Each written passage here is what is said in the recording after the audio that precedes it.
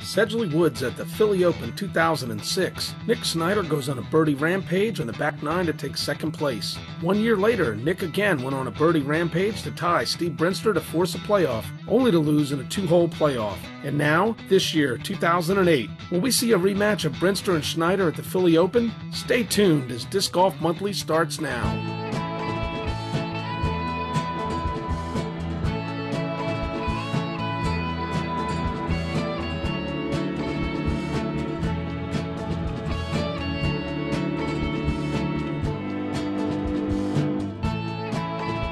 Welcome to Philadelphia, Pennsylvania. We're here for the 2008 Philadelphia Open Disc Golf Tournament. The weather was supposed to be rainy, 80% chance of rain, but the weatherman blew this one.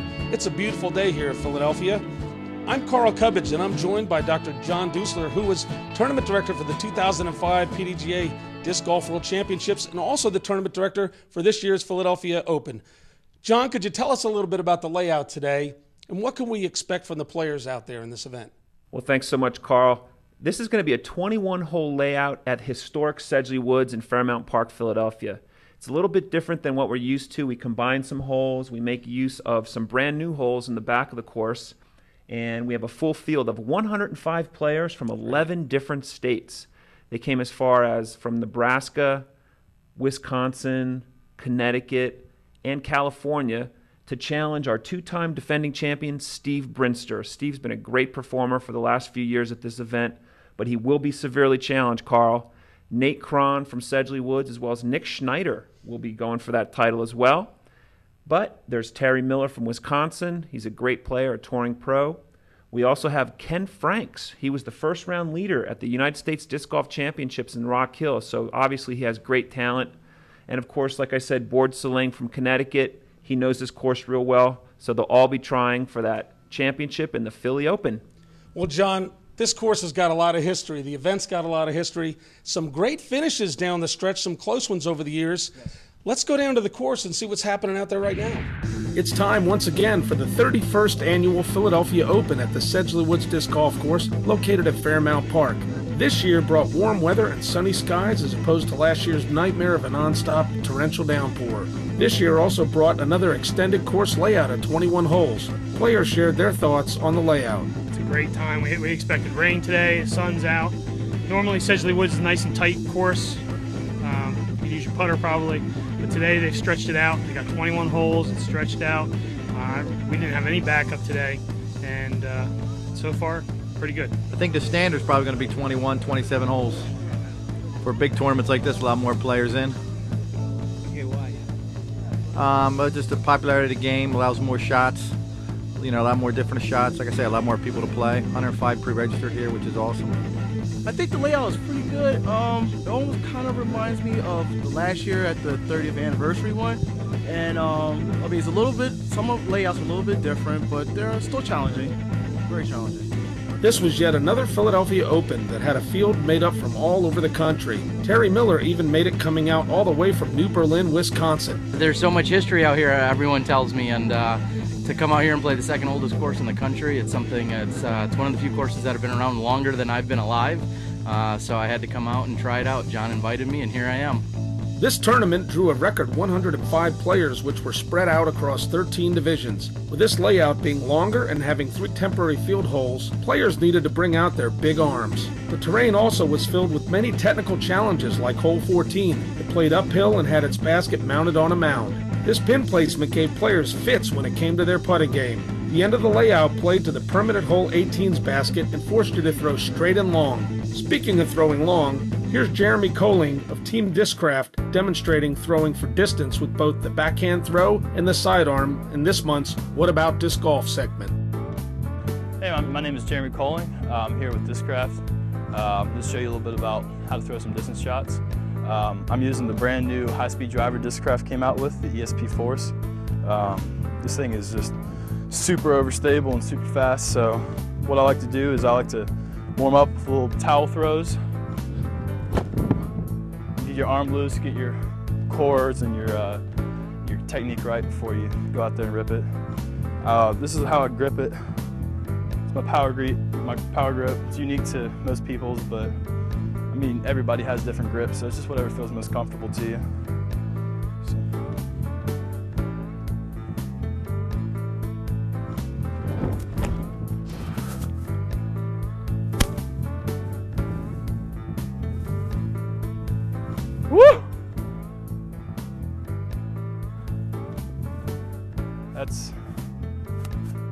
And I'm gonna throw a couple sidearms here. When I hold my sidearm, and that's usually the throw I go to for most accuracy shots, I keep 2 fingers tucked in tight on the rim. And when I'm releasing it, I wanna make sure that my elbow is 90 degrees away from my hip, tucked in tight. And I wanna swing my hips before I bring my arm across my body. And I just wanna follow through, pointing to the direction that I'm trying to aim.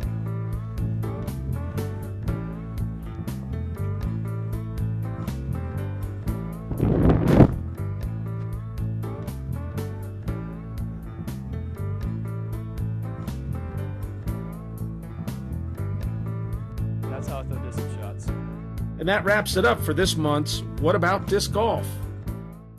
Well, it looks like everyone's having a good time out there, John, and the competition is fierce. First round's done. Move on to the second round. Who are we going to follow in this second round, John? Well, Carl, I'll tell you, there's a lot of great young talent at the leaderboard here at the Philly Open.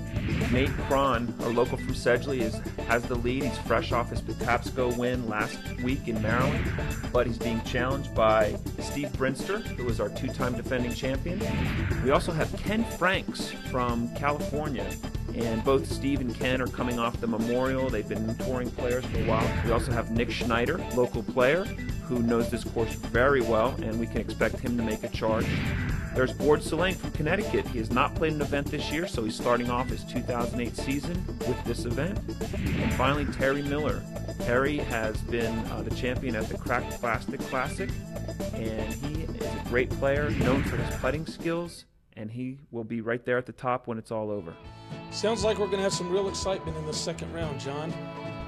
We're going to head off for a break. We will be right back.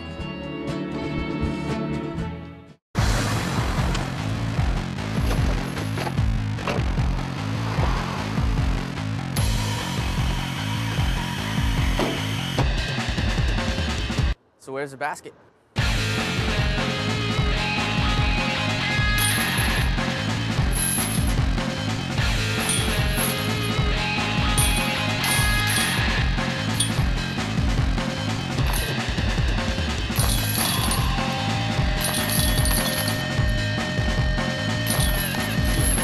The DGA Mock Light, the world's best catching portable basket, now available in red.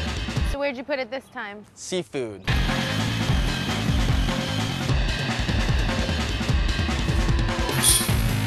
Where's your course?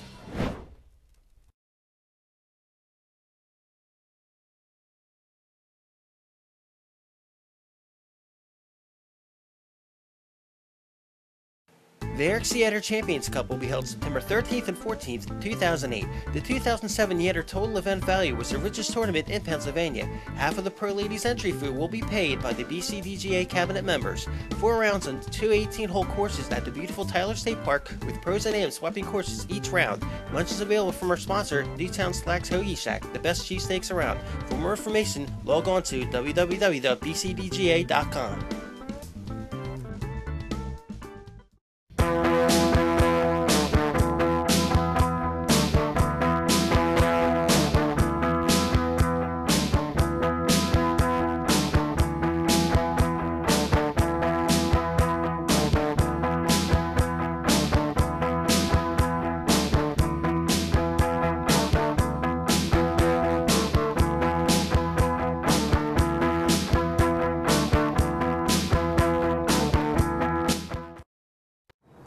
And we're back with coverage of the final 7 holes of the second round, John.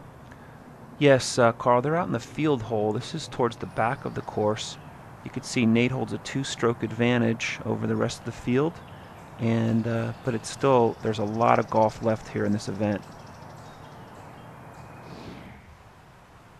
All right, we're on basket 15, par 4, 429 feet. This is a hole they can really open it up with, as you'll see. It's a wide open stance. They have to watch, though, there is a tree line along the right side, so they're going to try to stay away from that. Steve Brinster from Hewitt, New Jersey.